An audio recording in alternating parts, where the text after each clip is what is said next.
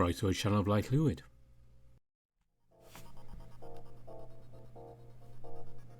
It's time to return to Nova and see how things are going on in the world of superheroes there.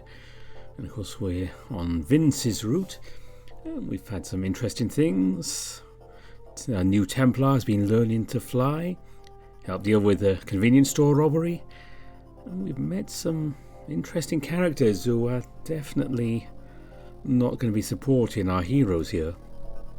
Let's see what happens next. I get to rest the next day while Vince is busy with work. Aside from going to the gym again, I take it easy. Which means doing some light research into my cool new bracelet. Now, normally Templar's family would be the best source of information on that, but I'm not about to bother them. I have a feeling Daniel would be thrilled to hear from me. He probably knows the most. Maybe the Baron knows some stuff about it too. I should ask him. But for now, it's just me and the internet. It's interesting the designs are so clearly Celtic. The patterns around the warrior in the middle look to be similar to the Dara knot, albeit simpler. A simpler strength. Appropriate. There's the Triskele, the triple spiral in the armour itself too. The question is whether someone who made it not that long ago took those Celtic symbols as inspiration, or if Templar has in fact been around for a long, long time, if with a different name. I lean back in my chair and away from the laptop screen, closing my eyes. Could the bracelet have really been in the O'Connor's family for, what, centuries? Surely not. It's absurd Templar would give it away to a complete stranger then. So much for taking it easy. I'm giving myself a headache. Maybe it's just for the best if I don't overthink this. Putting my curiosity aside for now, I should focus on being a good Templar. Especially since staring at ancient symbols on the internet doesn't really tell me that much.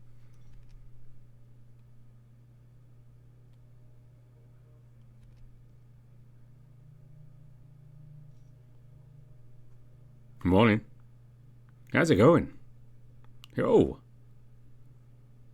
Just finished breakfast. How was work yesterday? All good. I'm free today. Oh, I was thinking we should go to the beach. Want a day off to relax? Well, I was thinking about those swimming lessons. Oh. Yeah.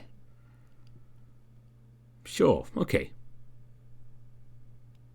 Okay, cool. I can pick you up in an hour then? Alright, I'll see if any swim trunks in the meantime, LMAO. Lol. At least Vince can't hear me screaming internally right now. I only ever go to the beach to hang out, play volleyball, and most wet my feet a little. But I don't be whining at Vince about my unwillingness to get anywhere near ocean water. Gotta suck it up. In the common room, Lucas is snoring on the couch. Looks like he went out last night and passed out here. I sneak out quietly so as not to wake him. Vince waves to me as soon as I appear on the quad. Oh God, I hope nobody I know sees us. I can practically hear Jess snarking about my newest boy toy. Hey, Vince. Thought you'd be here a bit later. Morning. I was going to drive around till you texted me. There are a bunch of empty parking spaces, so I figured I might as well meet you here. Cool. Shall we go? Oh yeah, sure. I was just looking around. I've only been at Grifton a couple of times. Oh, someone invite you to a party or something? Yup. I smile at him as he leads me to where his car is parked. You're not nervous, are you? You mean about swimming? He nods. Oh, no, I'm fine. You sure? Hmm.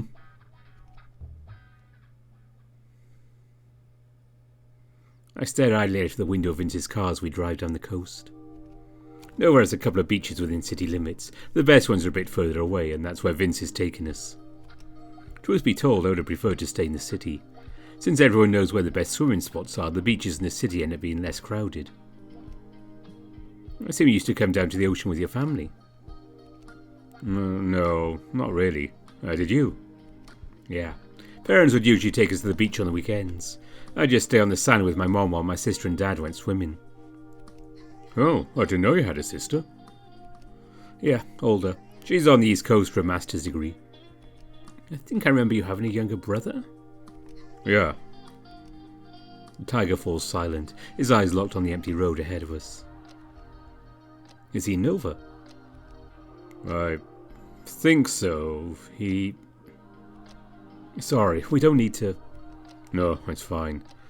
Mitch just, well, didn't really get along with our parents, and they had a big falling out around the time he was graduating, and he hasn't really been keeping in touch since he moved out. Oh, not even with you? No. He thinks that I kind of sided with him, I guess. Damn, I'm sorry. Oh, it's okay, really. Mitch will be fine. I'm sure he'll come round soon enough. I hope so. I should probably let it go at this point, but curiosity spurs me on. Was it something about his college career? Because you said your parents didn't want you to go into the arts, so I don't know. Kinda, I guess. As Vince doesn't elaborate, I nod and I don't bother with him any more questions. He speaks up soon enough. Are you close with your sister? Yeah, I'd say so. She read you off to college when I was entering high school, though, so we haven't been seeing each other all that often. Dad wanted us all to go to Europe together this summer, but I don't think I'll be going. Why not? Vince, I have a bit too much going on right now, you know? I wave the bracelets around and he nods. Yeah, fair enough. Still, it's a shame you have to miss out on that. It's fine. Don't worry. Vince makes a turn to the right and we start descending towards the beach.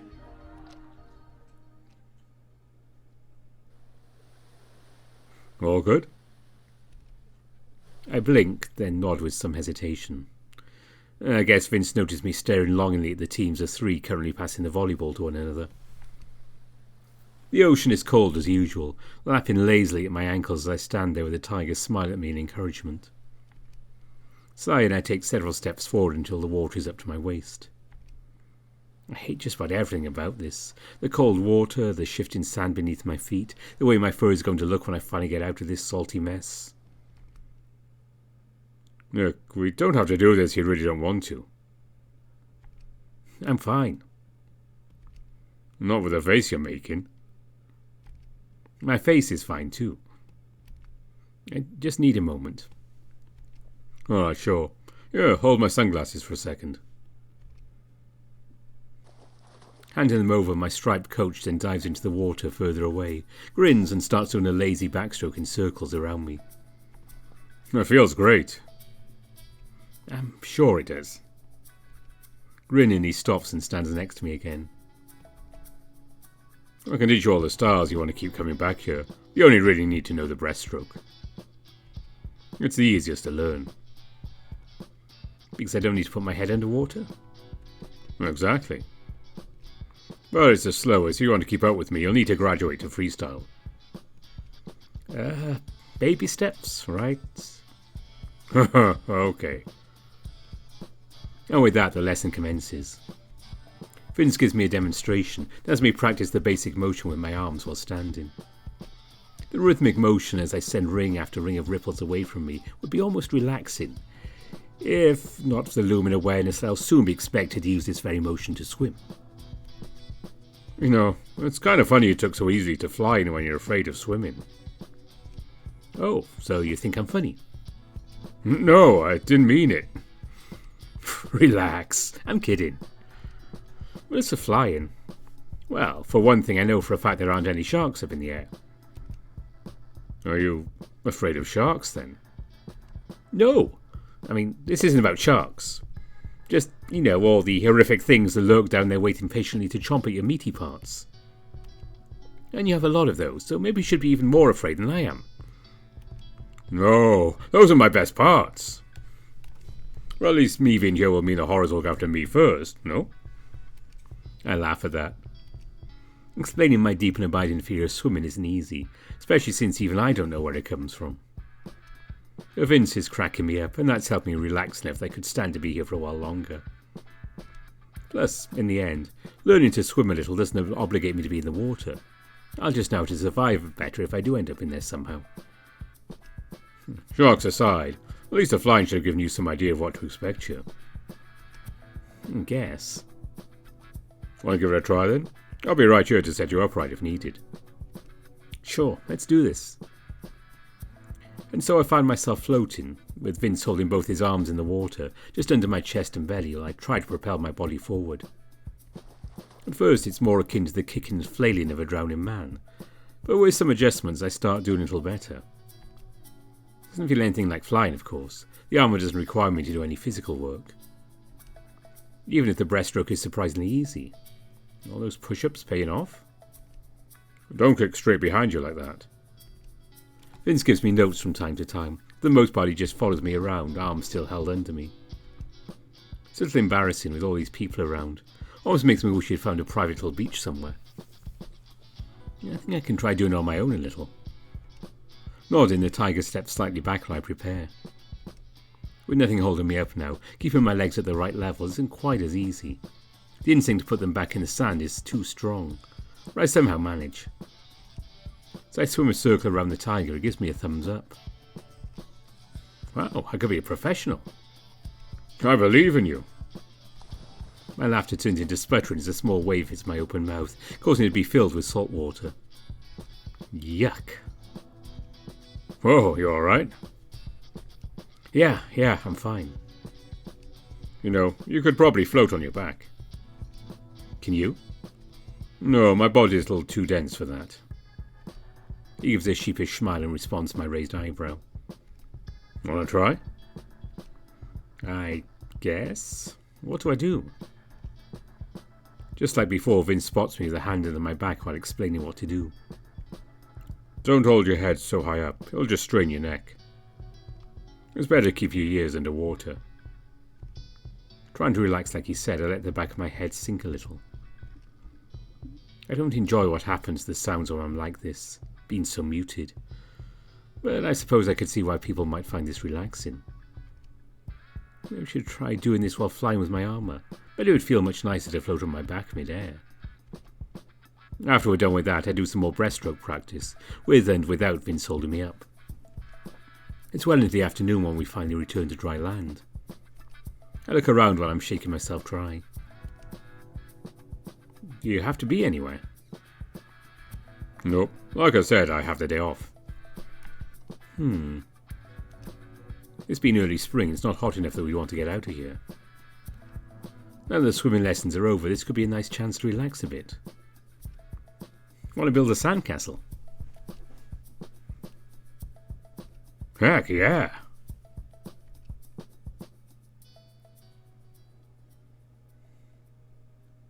It's not long for our construction project spirals out of control as Vince attempts to build an unreasonably tall tower that promptly collapses on him. Oh, I think it needs a more solid foundation and some supports. Got it. With an intense look of concentration, the tiger begins anew. Meanwhile, my gaze wanders to the side. It's easy to tell a lot of people are checking Vince out. You're drawing quite a lot of looks. Am I? Oh, like you don't notice.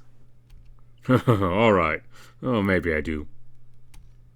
He continues to pore idly at the foundation for his castle. Now his eyes are turned to the side as well. I mean, it's kind of nice, I guess. But these days I don't notice it as much. Because, well, they don't know me, right? Well, I'm sure a lot of people who see you would love to get to know you. He shakes his head while lowering his voice. No, I mean, they wouldn't know the parts of me that really matter, you get me? As I frown, he pantomimes a mask over his eyes. I guess. You don't feel that way. I mean, you and we share such a huge secret. Yeah, well, that's true.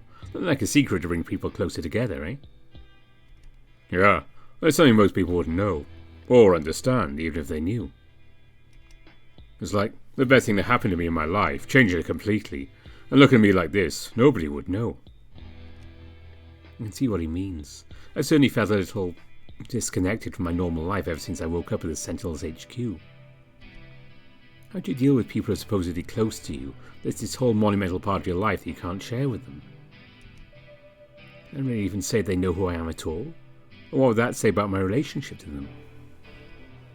Vince is moving his fingers across the base of the sandcastle now, seeming not to notice he's eroding it with a repetitive motion. Does that bother you? No, I guess not. Who cares if Superfang's really some chump named Vince Morelli? Why, does it bother you?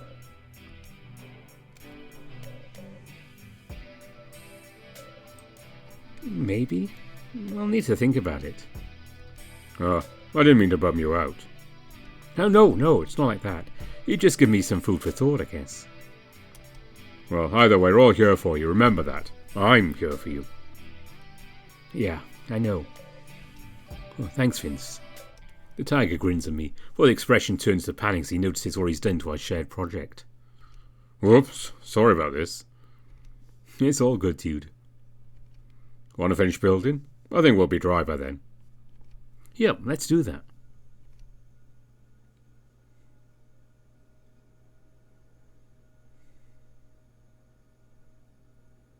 Vince and I stop for some burgers on the road, my treat, before he drops me off back at Grifton. Before leaving, he mentions the Baron wants me to pay him a visit at his office downtown in the next couple of days. Grabbing my headphones off the desk, I flop onto my bed. I think I'll take a nap, then go meet with the Baron if he's still there. Might as well get it over with.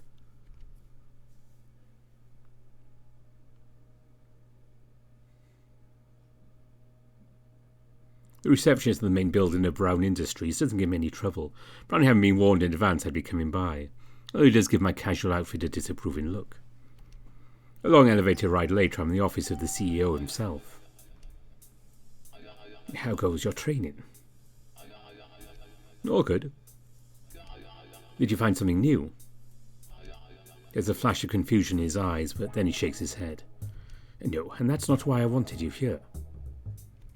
You have some paperwork to take care of. Oh, yeah. He slides a bunch of papers over the desk. As I start examining them, he rolls his eyes. I'd read through it all if you want to waste both our time, but it's just standard spec stuff. Well, if the standard involves me signing off my rights or something. Don't be dense. I won't be having you sign these if that were the case. We lock eyes. He's got a point. I definitely trust Baron in Black to have Templar's best interests at heart, if not Nick's. Alright, is that it then? Pretty much. It'll get Greg off my back and leave you free to train until you're ready. What constitutes readiness in your mind? He only shrugs in response. Anyway, I actually had some questions for you. For me, I'm all ears.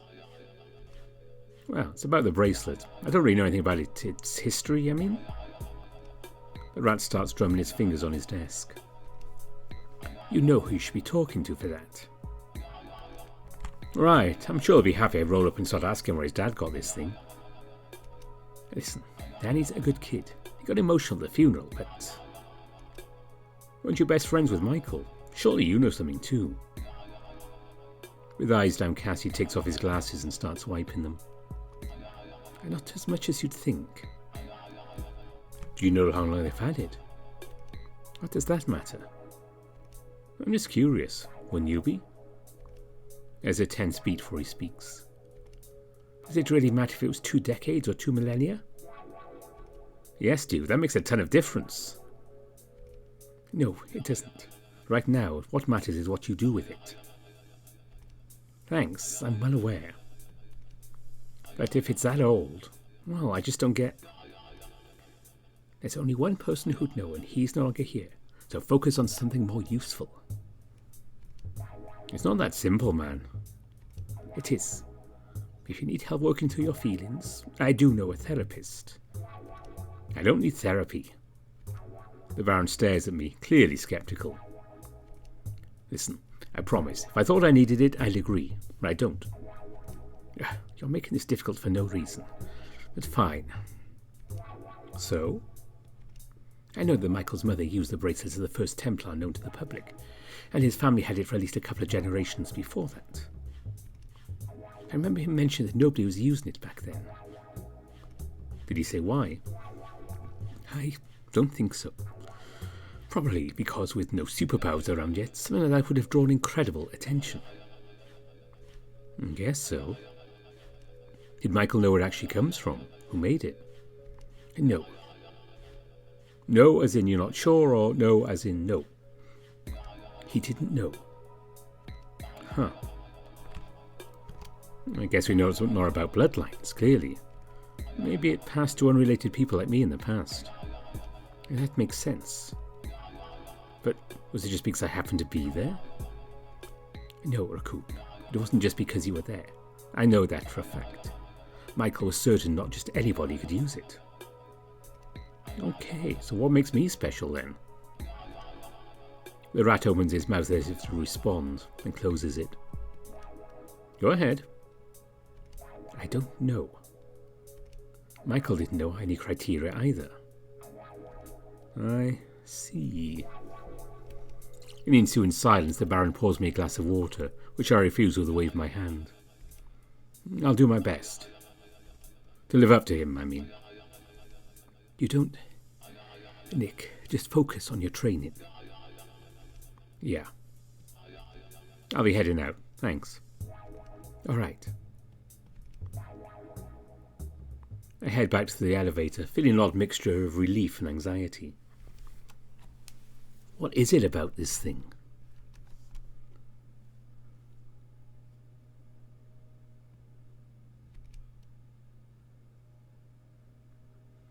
For the next 2 days, I do what the Baron said. Focus on my training, while I still have some time off from college stuff.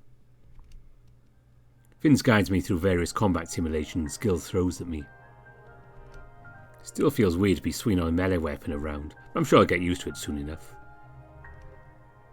That was pretty good, right? Yep, you're a natural. Nah. Although, I do feel like I'm in my element with all this. Same time tomorrow. Well, actually, I think it's time for another field training. Like downtown, or... Fang shakes his head, grinning, and draws a hexagon in the air with his finger. Ooh, awesome. I was half convinced you'd leave me out of it. Well, why would I do that? I said you could come. Yeah, but you didn't exactly sound excited about it. Yeah, well...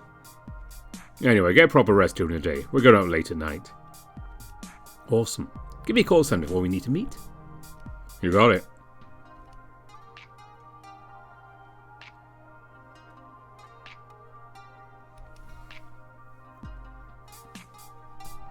Vince told me we'd meet up in the same spot where we first met Hex. Being far too excited about what's about to go down, I show up a fair bit early.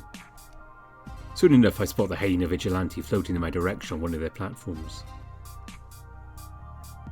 They drop down gracefully on the rooftop, look at me with an amiable smile. Hi there, Templar. Evening, Hex. Thought I'd find the two of you here together. I decided to come here a little early. Fair enough. Hex leans against the cement railing. So, mind if I ask what happened to the old Templar? He, retired. Okay. Well, I guess I'm glad to have a new Templar who'll even talk to us. Us meaning the unsanctioned superheroes? Because, yeah, like I said last time, I'm all good with that. Oh, cool. Just surprised, that's all. Seen a fair share of super dicks who think they're better because they kiss Spec's ass. Ugh, I bet. Glad that at least some of the Sentinels aren't like that. As if on cue, Fang lands on the rooftop with a loud thud, making both of us jump. Hey, you two. Hex waves at the giant tiger. Finally beat the traffic? Hey, I'm just on time. True, true. Alright, should we go over the plan then? Actually, I just had one quick question. You said you wanted sole credit, but won't the dudes we catch say who was there to apprehend them? As long as you two deny it, I don't see an issue. Cops will probably assume they're lying to cover their asses a bit from their employers. You know, going all, whoa, it's us, nothing we could have done, there were too many, blah blah blah. You're surprised often crooks tell outlandish stories about encountering superheroes when none were in sight. I can buy that. Now, our target's going to be having a transaction in this huge warehouse that normally houses shipping containers. I suggest quickly sweeping the rooftops before dropping in on the party inside. Nice and easy. Yep, once inside it's just a matter of making sure everybody's all trussed up for the cops. Sounds good. Alright then, just follow me. Hex hops onto a newly generated barrier and starts floating away in the direction of the docks. Before I can set off after them, Vince puts a massive paw on my shoulder. Look, make sure to stay out of the thick of it. Dude, I'm in bulletproof armor that covers me head to toe. Sure, but... Come on, before we lose sight of Hex. I take off, flying up a bit higher than the hyena, while Superfang starts leaping from building to building behind both of us. The port area of Nova City is a sprawling neighbourhood comprising a huge chunk of the western part of the city. It's easy to get lost in the labyrinthine collection of warehouses, office buildings, factories, and anything else serving the needs of the vast number of ships entering the port. Hex leads us deep into this maze, in the direction of an otherwise fairly inconspicuous concrete box right at the edge of the docks. Not far off, the shipyard is illuminated with bright searchlights, but our destination itself is fairly dark. At the hyena's request, I fly higher and try to spot anyone on the lookout for intruders on the top level of the area. Having spotted 2 such men on the roof of the warehouse, I return to the others. Alright, leave them to me. I'll make it quick. Landing on all fours, he doesn't wait even a beat for making another horizontal leap, dashing right at his first target like a feral beast. His outstretched arm hits the dude right in the chest, carrying him across the roof of the tiger. Before the other one can so much as shout, Superfang pivots and leaps yet again. This time he merely snatches the man up, letting him flail his legs around while his whole face is covered by the giant paw. By the time Hex and I land next to him, the gunman has been knocked out and lies at the tiger's feet. Man, that shit's terrifying. I need to strengthen my barriers somehow. For real though, this is the first time I've seen Superfang in action. Even this brief display didn't disappoint. Well, that's as if the easy part. Well, now we go in. I'm thinking a dynamic entry, through the windows. The hyena and I exchange looks, in almost perfect synchrony shrug and nod. And either way.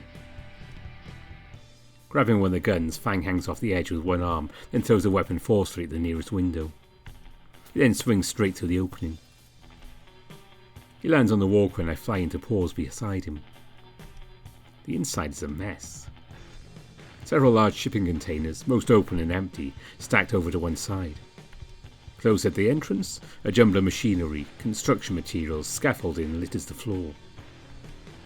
In the one part is otherwise empty, near 2 parked vans, around a dozen or so men stand, frozen, staring up at us. X's shout, carried across to space, breaks their stunned silence. "Hello, boys!" And just like that, everything erupts into chaos. Shit. Don't just stand there. Fang cracks his neck, winks at us and jumps. Catching a steel beam, he swings it with an arm again and crashes straight to the ground. He lands right in the middle of a trio of gunmen, look comically small next to his towering figure. He grabs 2 at once, smashing them into each other. The third one goes flying with a punch to the chest. As the rest open fire again, the tiger shields himself with a large wooden crate. Superfang has mentioned to me that bullets are unlikely to seriously hurt him in this form, but he's far from bulletproof. Speaking of which, this is when Hex and I join the fray. The hyena lands on the ground and charges. They push a barrier with one arm, holding it almost like a large shield. Since the hail of gunfire glances off me, I take no such precautions, flying straight at the group. Under the helmet, I'm wearing a broad smirk. I land in front of a panicked crook who tries to aim his submachine gun at my face. Grabbing the muzzle, I jerk it to the side, then ram my shoulder into him. he stumbles backwards, my armoured fist meets his stomach. In the meantime, Superfang lifts the crate he'd been using as shelter. He then throws it, with far less power than I know he could muster. The men scatter, some diving to the ground as the crate sails past. That's all the distraction the tiger needs to re-engage. Hex, meanwhile, is engaged in their own fight, using the shields mounted their arms to block and strike at once. They spare enough attention for the rest of us to put up a barrier to the side of Fang. When the van suddenly springs to life, tyre screeches and launches forward. It then crashes right through a service door. On it. That leaves me and Hex to deal with the remaining gunmen. Fine by me. One of the men throws down his gun and tries to run through the smashed opening. Only to smack right into a suddenly generated barrier. Oh, nice one. As I notice, another one has snuck off the side of a walkway. He's now balancing a strangely large gun on the railing, aiming it at the hyena. Watch out! A barrier takes shape. For as light seems to gather the tip of the weird gun, I feel a sudden panic. Reacting purely on instinct, I kick off the ground and to the side. As the force of the blast smashes into my torso, I'm sent flying. I land on the floor in a heap. Several moments as if the whole world is nothing but pure white. As it fades, I stumble to my feet. The metal of my armour is sizzling, cracked to a significant degree, although I'm unhurt. The chest area looks almost like a crater from a meteor impact. I raise my head to see the dude who just shot me throw down the weapon and run. He doesn't get far. Slamming to his back, I throw him down, then smash his head onto the metal walkway for good measure. With that, I realise the fight is pretty much done. Holy... you okay? I wave them off, panting. I'm pretty sure you saved my life. Don't mention it. But holy crap, was that the NG weapon you mentioned the other day? No, actually, this one seemed even more powerful. Well, shit. Anyway, let's clean up here before the cops arrive. We can say Fang happened to be in the area and stopped the van after he saw it crashing out the warehouse here. Sounds good to me. I'll check in with him. I tap my helmet twice. Super Fang? There's a moment of silence. I assume so that Gil can connect me to Vince. All good on my end. Awesome. We're done here too. I'll be at the rooftop to the east. Let's regroup there while Hex gets their credit. On my way then. I nod to Hex. Chat after you wrap up? Yeah, I'll be right over. This shouldn't take long. All right.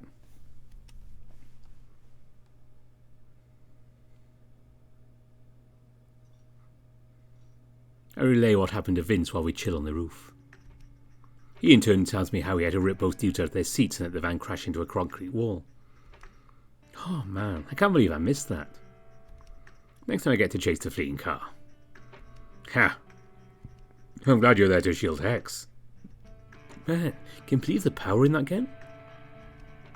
I touch the cracked parts of the armour. Yeah, it's crazy. Oh, we can find out where these weapons were coming from. You think they'll talk? Dunno. Probably not, but I'm sure there'll be something else that can point the investigators in the right direction.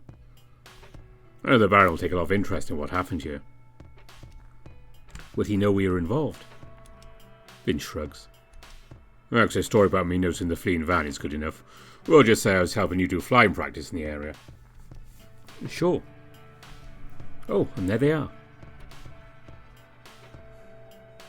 Alright, that's all handled. Good work tonight, boys. You too, bud. Oh, and Templar. Seriously, dude, thanks. I don't know if I could have dodged that one in time. Come on, it's all good. That's why we went as a group, to watch each other's backs. Hyena nods, smiling. You should come down to the Grey Cape sometime. Hang out with the rest of us. The Grey Cape? It's, where the unsanctioned heroes hang out sometimes. But I don't know if Templar can be seen going there. I think nobody knows who's under the helmet then, no? That sounds fun. Where is this place? The entrance is in an alley near Porter Theatre, right to the left of the subway entrance. You'll see a rusty red door. Just say you're a fan and they shouldn't give you much trouble. We have hanger-ons coming all the time. Isn't gathering like that dangerous? You know, with the cops and stuff. What are they going to do, raid us? They'll be starting a war with all of us. They've been smart enough to avoid that so far. Police leaves vigilantes low for the most part. As long as no lines are being crossed, it's usually fine, if a little tense. Yeah, it's a shitty arrangement, but a functional one, for now. Suppose I can pay a visit to this bar then. When do you usually hang out over there? On the weekends, usually. Not too late at night. That's when I like to patrol for troublemakers. Sounds good. Hope to see you there, Hex. Same, Templar. I think you'll like the folks I run with. Hey, the folk Templar runs with are perfectly fine too. Well, I have a fondness for some of them, sure.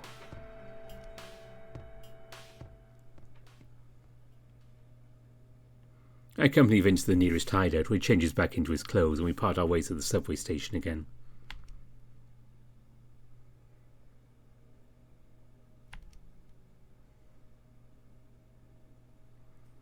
Our reckoning comes the next day, when Baron in Black strolls into the training facility while Fang and I are hanging out there. Thought I'd find the two of you here. You mean Gil told you were here? Uh-huh. I know you had a little adventure in the port area yesterday. Is that right? Oh, it's barely anything. Some vigilante busting an arms trade. And you two just happened to be there. Yeah, it's good for training. You know, like last time. Mm-hmm. I've heard through the grapevine that Templar and Superfang were supposedly with this vigilante. Vince lets out a surprisingly convincing chortle. Nah, I just dropped in when I saw the van trying to smash its way through half the docks. Templar was just there doing flying practice. I guess they saw him afterwards. Wow, Vince does such a good job lying his ass off. I'm almost ready to believe him myself. He was the one to suggest I train with that armour today too. The rise now is so nobody would see it was cracked. It was fun watching the action. I hope I can participate next time though. The Baron maintains his silence. With his helmet on, it's impossible to read his expression. I'm guessing Fang keeps his association with Hex and possibly others like them a secret from the rest of the team. Fair enough. With how mad the rat was with the idea of Templar not being legit with Spec, I doubt he'd be happy. Did you get any details about who got caught? Police department's been cagey about it. I've gathered that we're dealing with some high-powered weaponry. Not the kind you find in the hands of regular mobsters. Huh. Any idea where they could be coming from? I intend to investigate just that. Care to hang out to the docks again? Oh, you want me along? Sure. Good. I'll be in touch. Wait, hold on. Can I come too? Let's stick to flying practice for now. Fine. The Baron's about to turn around, but stops when I speak out again. I sent you here, though. Care to give me a little demonstration with Superfang? Could be good for me to watch you two spar. Turning his mask to me, the rat seems to consider, then shakes his head. You won't get anything useful out of it unless we really go at it. I don't care to use my dirty tricks on the champ right now. Oh, come on. I don't need to transform. Oh, really? Sure. It's been a while since we trained together. Could be fun. Fang, I'll never understand how being left bruised was fun for you. As long as I was learning something, it was well worth it. The Baron's chuckle echoes inside his helmet. Sure, why not? Got to make sure you're keeping yourself sharp. Barely shifting his stance, he's still holding his cane. The Baron waits for Vince to make the first move. Like his wild leaps and charges from yesterday, Vince makes a slow, deliberate approach, with no sudden moves. His eyes seem to be focused on the cane. Even without transforming, the tiger has a huge advantage over the rat in size and weight. I very much doubt the Baron is a match for Superfang in strength. Which means the only way the Baron comes out on top is to stay evasive and not let himself get cornered. Before I can finish the thought, the rat moves. With lightning speed he dashes, his left foot sliding sweep Fang's right from under him. The tiger manages to lift his leg just in time. The Baron isn't done. In one smooth motion he brings the cane around. It makes a loud crack as it hits the tiger in the shoulder. The sound makes me wince. Unlike Superfang, who seems unbothered. That is, until the Baron withdraws the cane and to use it to jab the tiger straight in the solar plexus. This time Vince lets out a gasp, retreating while clutching his abdomen. A sloppy champ. Just warming up. Throwing caution to the wind, Fang goes on the offensive, swinging his huge fists, forcing the Baron to dodge lest he be knocked on his ass. After one flurry of attacks, he lashes out with an open palm, trying to snatch the cane. The Baron throws it up slightly to avoid this, catching it with his other hand. Rude. He speaks as he reverses the grip on it, putting it out of the tiger's reach. You taught me to always disarm first. The words are followed by a grunt as he blocks his strong kick. Yeah, fair enough. Anyway, I think that's enough for now. What? Come on, I didn't land a proper hit yet. Yes, that means you have some training to do as well. See you. Ignoring his pout, the Baron pats Vince's shoulder before heading to the door. I mean, you wouldn't stand a chance you transformed and fought for real. Huh, don't be so sure of that. Baron in Black has a lot of tricks up his sleeve. Oh, I'm sure he does. Either way, that was fun to watch. Oh, but I want to give you a better showing. You don't need to impress me.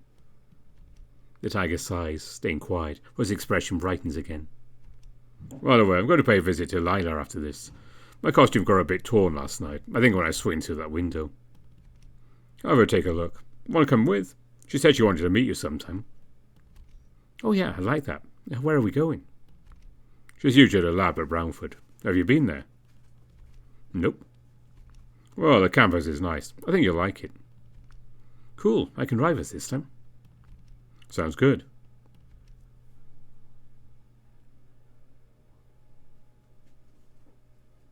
Brownford is inside the city like my own college or the one Fang went to, which means there's a lot more space to work with. It shows. The wide walkways are not entirely devoid of people. Most students seem to be away for spring break. Vince has us take a leisurely stroll across campus as we head to the physics building. You really know your way around here, huh? Well, I drop by every week or so. Do you tear your costume that often? No, I just like hanging out with Lila, you know. She doesn't mind me being there while she works. We walk to the door with Copycat's name on the plaque. Vince knocks. When the door opens, instead of a cat, we are greeted by a short male rabbit. No office hours to... Oh, it's you. Hi, Blake. Is Lila around? The rabbit regards me with a frown. Oh, sorry. This is Nick, a friend of mine. And Nick, this is Blake, Lila's grad student assistant. Nice to meet you. Same. Dr. Lawson's in the lab. Oh, cool. We'll find her there then. With a roll of the eyes, Blake sighs and closes the door behind him.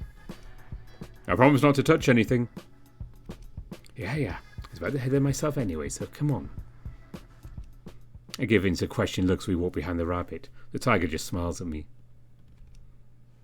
I didn't like that this Blake knows anything, but who knows? I could be wrong. We find Copycat scribbling something in a small notebook or glancing into a microscope. The lab is otherwise empty right now, despite a multitude of workstations. As soon as the cat notices approaching, her face lights up with a wide smile. Oh, look, it's my favourite lab assistant. Her words are clearly directed at Vince. I hear Blake grumbling under his breath. I'm standing right here. Hi. And this must be Nick. Good to meet you, Dr. Lawson. Oh, please, you can call me Lila. Can I call you that? No, but you're just my student. The rabbit rolls his eyes again. I need to run a reaction. Call me if I'm needed. Actually, I need you right now. Vinny, mind letting Blake take another blood sample on my little project? Oh, right now? It's just a teensy needle. I know. That's fine. I just thought I'd introduce you two properly first. We can chat just fine on our own. She reaches out to pat Vince's cheek, a gesture the tiger is clearly used to. Oh, you're still shedding a lot. I'll try this new shampoo. I guess it's not working. I'll recommend something to you later. For now, go, you two. Chop chop. Looking rather bemused, Blake nevertheless leads Vince away. Copycat, meanwhile, picks a notebook up from the desk while gesturing me to take a seat. I assume you don't need an actual introduction with me, do you? I'm sure our tiger has mentioned my colourful past. Oh yeah, he has. I had no idea you'd retired instead of, you know. She scrunches up her nose, narrowing her eyes at me. Hey, Nick, do I look retired to you? No, just... Vinny called me that, didn't he? I'm going to slap that boy upside the head one of these days. Well, I think he meant you're retiring from... Yeah, I know what he meant. Someday he'll accept this was always my real work, though, not what I did while wearing that stupid leotard. I look in the direction Vince and the bunny went, then back to the cat. Are you researching powers? With Vince's blood sample and stuff? Oh, God, no, never.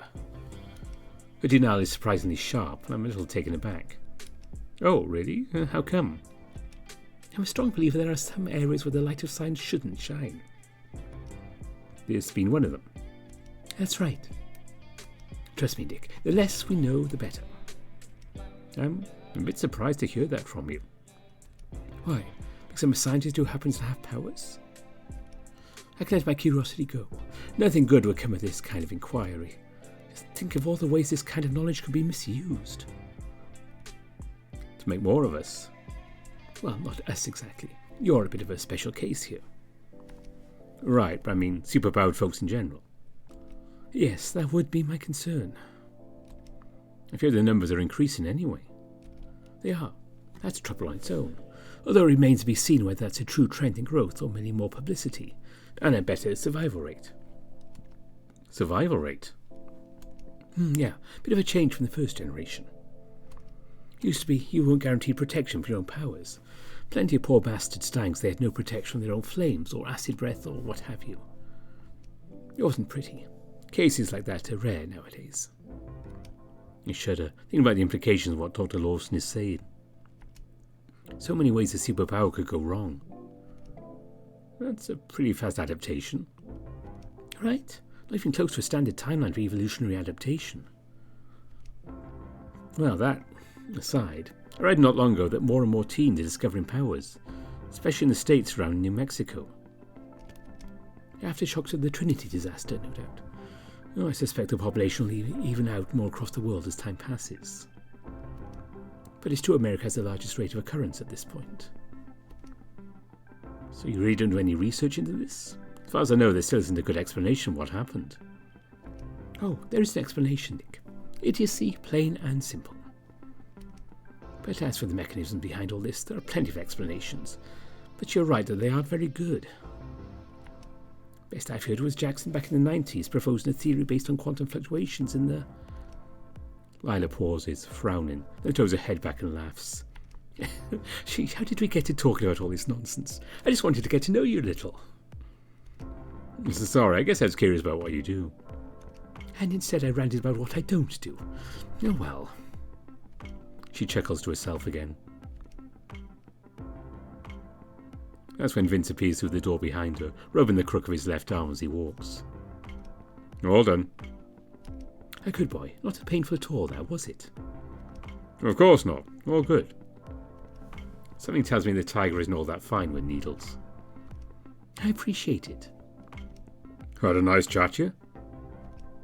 We'll need some more time, champ. I was hoping you could leave Nick with me so I can get to know him a little better. Oh, sure. His disappointment at essentially being asked to leave us alone is palpable. Well, I can go hang with Blake then, until you two are done. That'll be fine. He's not doing anything that important right now. Right. Oh, but before I go, the costume got a bit torn up last night, so I was hoping you could take a look. Sure. You still got spares? Yep. All right, give it to me. Been thinking of making a couple of improvements anyway. Awesome. Thanks, Lila. Let's go grab coffee from the cafeteria and then we can talk in my office. Sure thing. We walk down the stairs and back into the atrium. There are a bunch of tables and chairs in the central area with two small stalls to the side. Copycat grabs a coffee with cream for herself and the plain coffee for me. We head back up to the third floor. Have any mentioned you're a college student? Yeah, not in STEM like you two, though. Ah, well, he's not serious about it anyway. Isn't he? Seems to be working pretty hard for his med school applications. That's just something he thinks he ought to be doing. Mark my words, it won't be long before he abandons all that entirely for this hero nonsense. It's a shame. He has a good head on his shoulders. He'd do fine if he pursued a graduate degree here. I stay quiet and mull over her words until we get to her office. The cat points to an armchair to the side of her desk for me before sitting down in her chair. She sips her coffee with her eyes closed, smacking her lips in delight. Meanwhile, I get a chance to glance at her desk. She has some photos framed there, the most prominent being of her much younger self next to a male cat hugging her shoulder.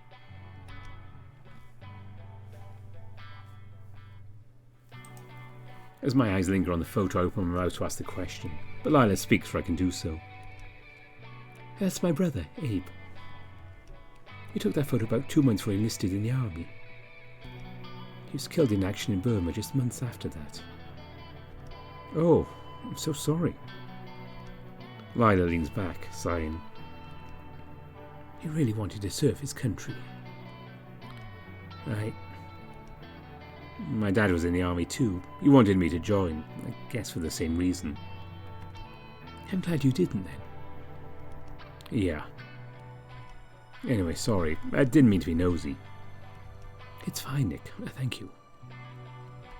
His smile is gentle and warm. I imagine Vinny's doing a fair job mentoring you. Yeah, he's great. Let him give you any trouble? Well, I know. He hates when things spiral so wildly out of control. It's all good. He seems to have chilled out since our first meeting. I'd expect him to take your training on himself. You wanted nieces to do it. I heard you already had a chance to see some action. Yep. Did you enjoy that?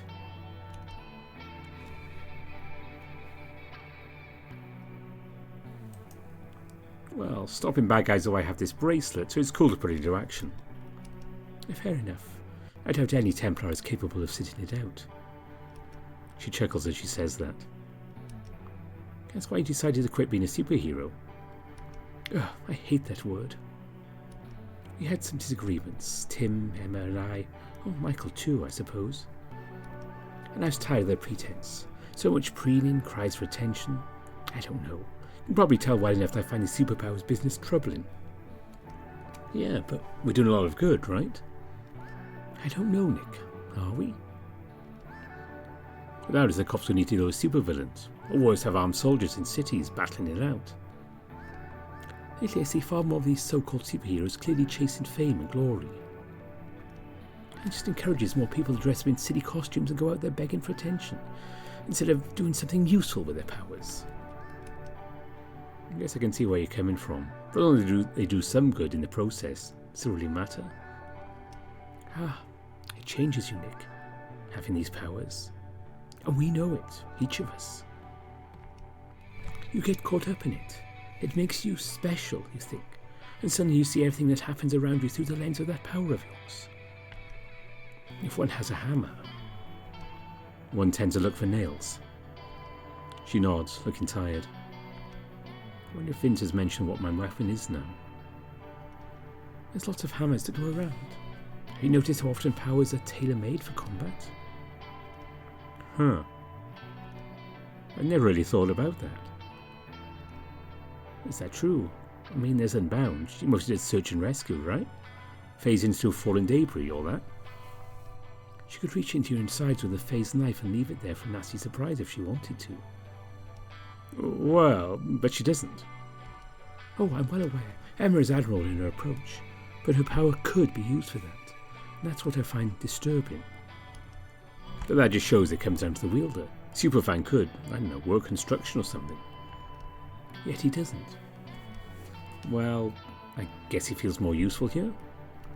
It's not about that, not for him. But he is certainly made to feel more useful here, no? Just look at Spec and see how many superpowered youngsters they're encouraging to use their pyrokinesis for glasswork. I can't help but laugh at that, even though Copycat seems dead serious. I see your point. Speaking of which, what's your back around Gregory? Oh, you don't have to tell me that. Frankly, I wouldn't have signed up with Spec at all if... well, it didn't seem to be standard procedure with the Sentinels. She tilts her head to the side, seeming surprised. Huh? No, that's nice to hear. It's my turn to be taken aback. Was that what you disagreed on with the others? Huh, very astute. It was one of the topics, yes. I see. It was silly of me in hindsight. We wouldn't be able to exist while at odds with the federal government. It's just the reality we live in, which was why quitting entirely was the easier choice. That's unfortunate. I wish you were still on the team. Oh, don't you start with that nonsense too. I get enough of it from Vinny. We sip from our respective cups of coffee. I think I should apologise. I wanted us to get to know each other a little, not to proselytise at you. Oh, no, not at all. I mean, it was really interesting talking with you. Yes, I can say the same to you. We'll have more opportunities to chat, I'm sure. For now, I don't think you should keep our tiger waiting much longer. Hope your assistant doesn't find him annoying. Blake? Oh, he's a grump, that's all. I pay him no mind. Good to hear. Do you need help finding the lab again? No, I know where to go. Thanks for the coffee, Lila. It was nice meeting you. Are you good now? I wave from the door, smiling, and emerge into the hallway. Vince is leaning against the window by the rabbit's desk. I'm in. With a quick goodbye, we leave Blake hunched over his work. What did you think? Well, she's interesting. I know, right? Does she often come by our hideout? Not a lot. Mostly when we need something urgently. Cool, cool. Well, I look forward to meeting her again, that's for sure. Training tomorrow? Yeah, I feel like flying though, so let's meet up in the city. During the day this time, maybe? Sounds good to me.